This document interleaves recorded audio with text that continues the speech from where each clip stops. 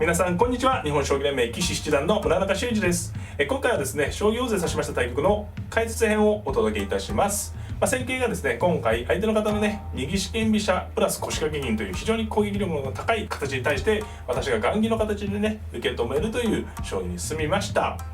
今言ったようにね、非常に相手の方の布陣は戦法の中でも屈指のね攻撃力を誇る形なんですけれども、その形に対してもね、受けのポイントコツというのがあるんですよね。そういったあたりを大盤でじっくり解説していきますので、ぜひぜひ最後までごゆっくりお楽しみください。はい、ではね、早速対局の方を振り返っていきたいと思います。本局私が後手番ですので、将棋王座の画面とは対局編とはね逆になってしまうんですけども、そういったのもね合わせてご覧いただければね、いいかなと思います。先手7六歩、8四歩、2六歩、8五歩、7七角、3四歩に7八銀と。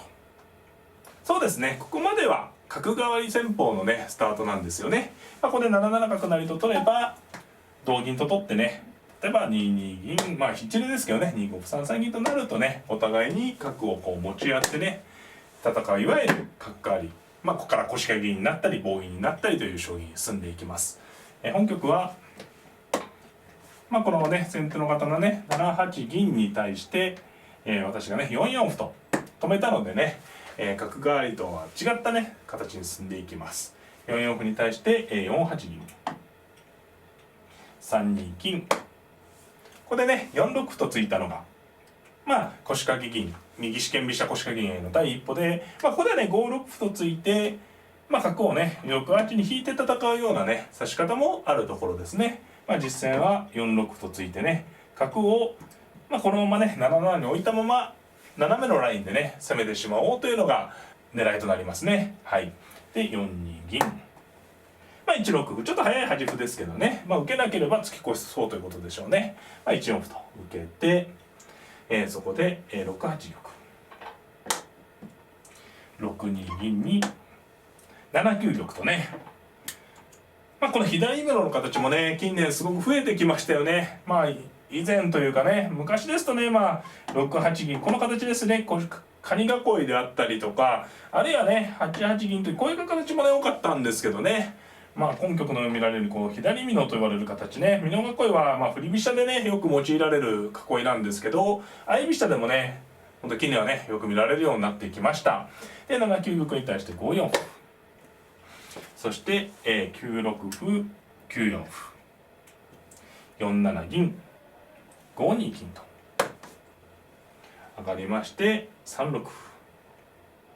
さあ、先手の方は、左美濃にして腰掛け銀にするね準備を着々と作ってるんですけど、私の方としてはね、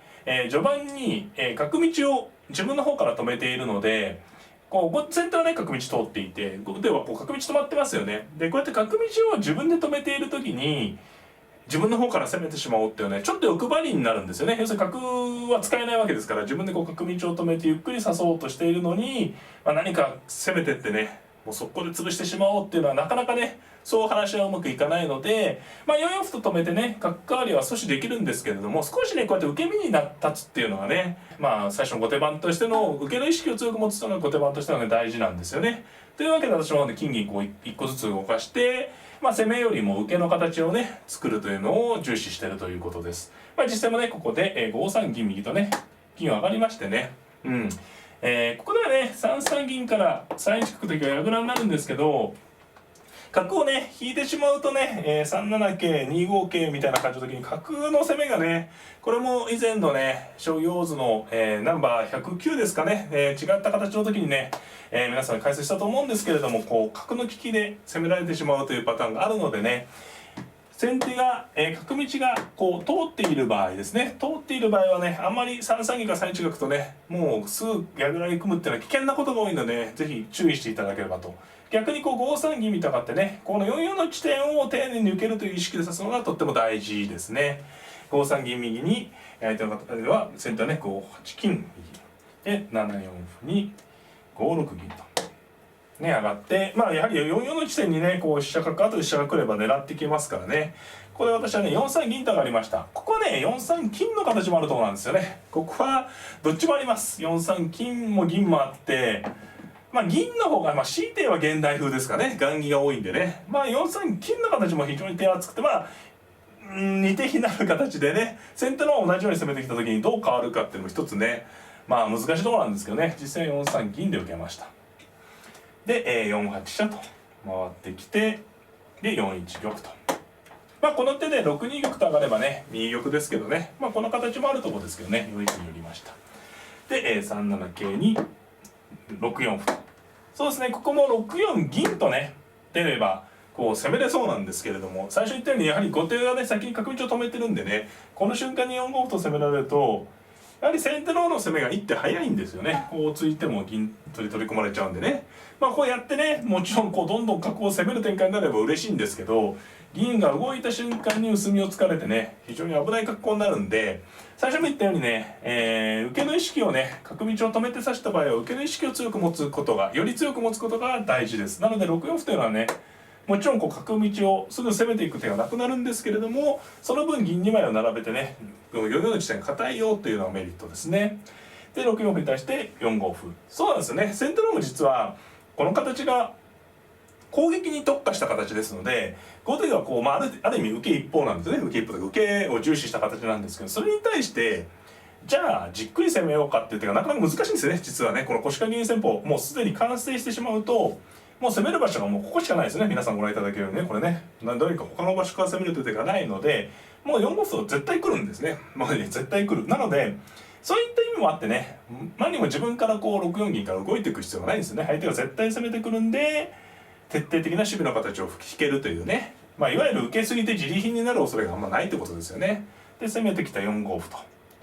さあここからがねまあポイントですよね。まあこの4五歩と動いてきた手に対してまあ少しでも攻め味を見せるなら7三桂という手もありますね。やはり先手のこの角がねもう非常に鬱陶しい駒なので、まあ4五例えば6五桂といって引かせるような感じになればねこの攻撃力がダウンしますんで、ただ7三桂と飛んでもね、まあ、先ほどの6四銀と同様に4四歩同銀4五銀という感じでねもうめちゃめちゃ攻めてくるんですよね。まあこれで受け切れるかどうかっていうのは結構やはり危ない、まあ6五桂という楽しみがあるんですけど危ない格好なので、まあちょっと上級者向きですよね今の指し方はね。まあ皆様ちょっとね右四間飛車に困ってるという方はまあ実際に3一玉とね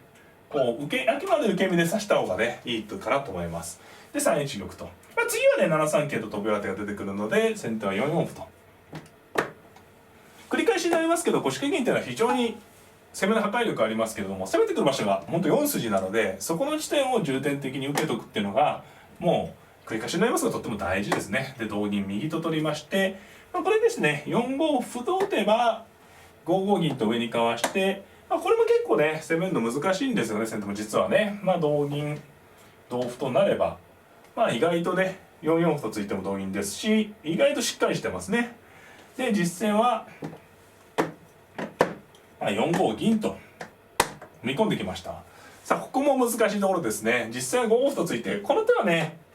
ぜひ腰掛銀に対する受けの形として覚えていただきたい手ですね。角をこう2に置いたままやっといて銀が出てぶつけてきた瞬間に角の方を封じるっていうのがポイントです。この手をね覚えておくだけでねかなり受けやすくなるんでねぜひ覚えていただきたい。まあもちろん、5五歩があるのを知った上で同銀と取ってしまう手もあるところですね。同銀を取りますと、同桂ならね4四歩と打ってこれはなんか受け切れそうなんですけどね。ただもう先に角を2二角成と交換してきて同玉に4五桂と飛んでで4四歩と打てるんですけど、今度はね先手の持ち駒に角と銀が乗っかってますから、4一銀という割り打ちがあって、どうですかねこれで金を寄ってしまう時に取られちゃうんで、桂馬を取れればいいんですけど、これは逆に先手のうまくいった例になるかもしれないんですけど、この時に4四歩と打つような手がありまして、これがね面白い手で、同金と取れば7一角と。これなんか派手ですけどね、金の両取りと飛車銀両取りがかかってね、桂馬は後手が今1枚得してますけど、どれかは絶対取られますよねこれね。例えばあ一番そうしないといけないのはこうやればね、まあなんかギリギリですけど、ただこれ5二銀成と取られて同飛車に4四角成、どうですかね、こうやられてしまうと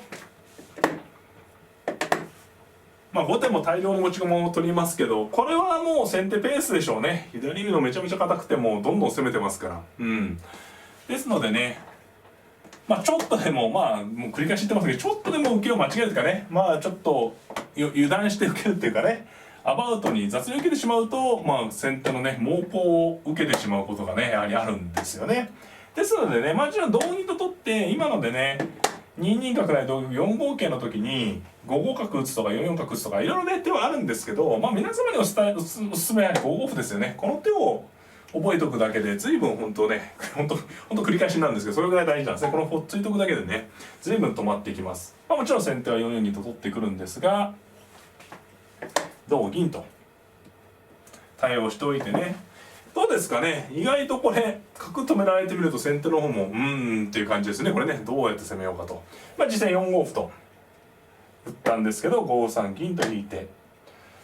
ね、なんかこういまいちね先ほどのもガンガン攻める感じには先手はなってないのでねお分かりいただけるかなと思います。まあここの辺りはね、まあとはいえ形勢はいい勝負だったと思うんですけど、次の4四銀が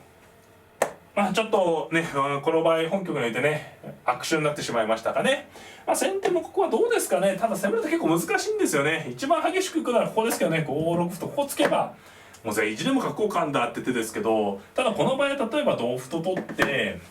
2二角成同玉、例えばですよこう4一銀と打ってね、先ほどのような感じに見えますけど、ここのダメージがやはり大きいですね。例えば5七銀とか打たれるとどうですかね。これね先ほどと違ってまあ3二銀成は同玉ですし、5七同金は同歩成ですしね、これはもう全然後手もねやれるような勝負になりますね。これ一例ですけどね、まあ、5六と突くのがね一つまあ筋なんですけど、やはりリスクを伴うんで先手としても一方的にね攻める展開を好む方多いと思うんですよ。右四間飛車腰掛け銀をやる人はね、だからこうやってあんまりやりたくないという方が多いと思うのでね、まあそういう意味でもね5五歩って手を覚えておくだけで随分違うんですね。繰り返しになりますけど。でまあじゃあどうするかなんですけど、どうですかね、難しいとこですね。まあ4五歩打たない手もありましたね。4五歩打たないで5六歩作っていうのは一つありましたかね。これは同歩なら銀が取れますんでね。ただこのまま4三金右と上がるとか7五歩とこう根元の角を狙う手が結構あったりして、これはこれで難しいんですよね。先ほどねこう歩を打ってるとこう5角と出れるんですけど、歩を打ってないと角出ても銀で取られちゃいますしね、4一玉寄ってる手が効いてますよね。これで同歩なら7六銀まあやりますが、同歩なら7六銀と打つと、これはもうなんかどっちが攻めてるかわからない、結構やっぱり攻められだすとね先手も嫌な形になるのでね、まあ結構先手も攻め方難しかったかもしれないですね。実際はただ4五歩と打って5三銀に4四銀と打ったんですけど、これね次の手がまあもうとっても大事な手ですね。これ同銀で取っちゃうと同歩でこれもいきなり先手優勢でしょうね。次に5五角と飛び出る手や、まあ、4三銀と打ち込む手があって、これも負けパターンですよね。で対局編の時も言ったんですけど、歩の上にこう銀を打ってくる、こう歩の上に重ねて打ってくる手に対して取ってしまうと後ろの歩が伸びてきますので、こういうなんていうんですかね打ち込みというかね、歩の上に駒を打ってきた手に対して取れないのが受けのコツです。といったわけで5四銀と立ちまして、これでねぴったり先手の攻めが止まっちゃったんですよね。これねよく見るとこれ銀がもうつんのめってでいけないと、これ銀引いても後手の角銀効いてますから、で持ち場に歩も何もないですからね、次後手の番が来ると4三歩と打つだけでもう打った銀を召し取れるということで、まあ事実上もここでまあ極端勝負ありと言ってもいいかもしれないですね。攻め手がなくなってしまったんでね、ゆっくりして例えばこういう手をついてもね、同歩なら同銀で蘇れますけど歩打っちゃえばね銀が取れますから、もう手がないということでね、ここで5六歩ですけれども、あとはね慎重に抑えることは大事ですね。これ4三歩と慌てて打つとね5五銀で封じ込めた銀に復活されてあれってことになりますから、5六歩にも同歩と冷静に取りまして、銀がね邪魔なんですよね。銀が邪魔。これはちょっと泣いてる方は多分5四銀とかわされる手をうっかりしたんでね、まあしょうがないですよね。で実戦は5三銀成となったんですけど、これは辛いですよね。打ったばかりの銀を捨てて、まあ同金に2二角成と同玉7一角とね、まあ部分的にはまあ攻めの定番のね厳しい攻めですけれども、5二飛車とね回っておいて、銀1枚ね成りたいですね。あれば4一銀でね、これはもう習いある攻めなんですけれども、銀がないのでね、まあ4四歩と突けばね角を捨てないで攻めれますけど、4四歩にはどうでしょうか。4二歩とか丁寧に受けておいてもまあいいですしね、5七銀の攻め合いでも勝ちですしね。はい、もう以下はちょっとそうですね、5三角成と殺到したんですけれど、同飛車と取って、まあこういう時はね冷静に受けることは大事ですね。自分の駒を1枚得してますからね、得してる時は慌てずに受ければね、大丈夫なことが多いです。4四金ね、一瞬ヒヤッとしますけど、飛車を5一に引いてね、先手もね歩が何枚もあれば5二歩同飛車5三歩みたいな感じでね銀を取れるんですけれども、歩がまあ歩どころか持ち駒ゼロですからね、ちょっと攻めがないということで5四金と取ったんですが、同飛車と取ってね、まあそうですね、4四歩とやったんですけどね、まあいよいよカウンターですね。こんだけ駒が手に入りましたがね、5七歩成で、まあ何もね難しい手をやっていないのはね皆様お伝えできるかなと思うんですよね。自然な手です。でも5七歩成に、4三銀は攻めて人たちという手なんですけれども、4八と構わず飛車を取りまして、ここはね一回同金もありましたし、いろんな手があるところですけど、一番シンプルな手ですね。5四銀成に5八と取りまして、これに対してね仮に4三歩成と来ても5七角と王手してしまってね、王様がった時に、7九角から詰みもありそうですし、ちょっと詰みが難しい手場にもこう取ってしまってね、3二とに王様上がれば飛車と金しかないのでね、危ないようでも斜めの駒がないですね。2五桂は2四玉ですね。2五桂は2四玉で、詰みがなくて先手の方はどうでしょう。これだけ持っているとね、もうここいくらでも詰みがあるということで、はっきり後手の勝ちです。ですので実戦はね5八とに対して同金と対応したんですけれども、5九あとはね収束ですね。4九飛車と王手で打ちまして、合駒はね飛車と歩しかないんで歩を受けましたが、4六角と打ちまして、大駒の威力ですね。あともう溜め込んでましたから駒をね、きついですね。飛車しか読むがないですからね。6八飛車と打てば詰みはないですけれどもね、これでは5七歩ぐらいで自利品ですよね。詰みはなくても自利品ということで、実戦は8八玉とかわしたんですが、7九角打と打ちまして、以下はね、即詰みですね。7九角打に、王様寄れば9七銀同桂8八金の詰みですし、実戦は7七玉とかわしたんですけれども、8八金と打ちまして、6六玉に6五金と、最後は、即詰みのところまで行きまして、私の勝ちとなりました。はい、いかがだったでしょうか。今回はですね、将棋王座指しました対局の解説編をお届けいたしました。戦型が相手の方のね、右四間飛車プラス腰掛け銀という非常にね、破壊力のある形を、迎え撃つというね、形だったんですけれども、大盤でね、今皆様に解説させていただいたように、受けの意識を強く持つことと、途中で出たね、5五歩という相手の角道を角筋を止めてね、指すというのが非常に大事なテクニックなので、ぜひぜひね、皆さんもね、実践に生かしていただいて、将棋というのはね、同じ形に進むことというのはあまりないんですけれども、腰掛け銀をやられた場合に同じような形になることは必ずあると思うんですよね。そういった時に、角筋を止める5五歩をね使って、ぜひね皆様のね受けのね参考になればなと思っております。この動画が良かったのでグッドボタンを、チャンネル登録の方もぜひぜひよろしくお願いいたします。それではまた。さよなら。